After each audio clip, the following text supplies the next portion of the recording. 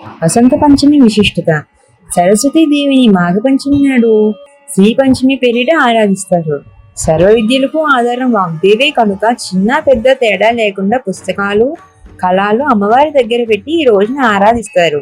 సంగీత నృత్య సాహిత్యాలు కూడా ఈ దేవియే మూలం కనుక ఈ తల్లిని నృత్య కేలీ విలాసాలతో స్తుతిస్తారు.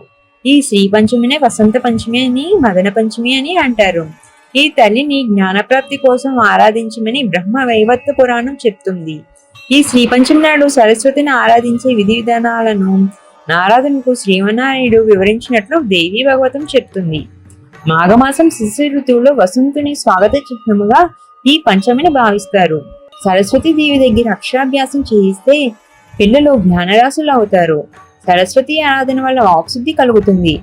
అమ్మ కరుణతో సద్బుద్ధిని పొందుతారు.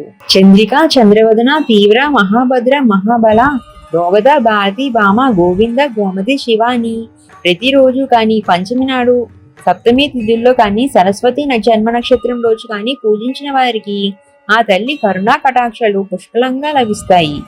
ఈ సరస్వతీదేవి తెల్లని పద్మములో ఆసీనురాలై వీణ, పుస్తకం, జపమాల, అభిముద్రలను ధరించి ఉంటుంది. ఈ తల్లిని తెల్లని పువ్వులతోనూ, శ్వేత వస్త్రాలతోనూ, శ్రీగంధంతోనూ అలంకరిస్తారు.